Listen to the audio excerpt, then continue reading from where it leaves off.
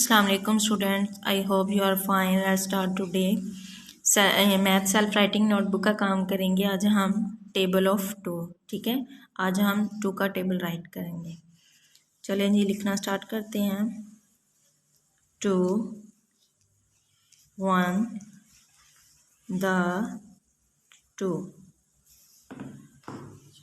2 2 the 4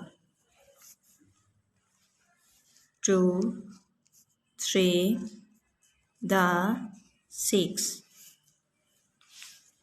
2 4 the 8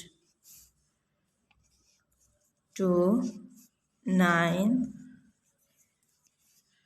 5 2 5 the 10। बच्चे आप लोगों ने इस तरह टू का टेबल राइट करना है, 2 से लेके 5 तक, ठीक है।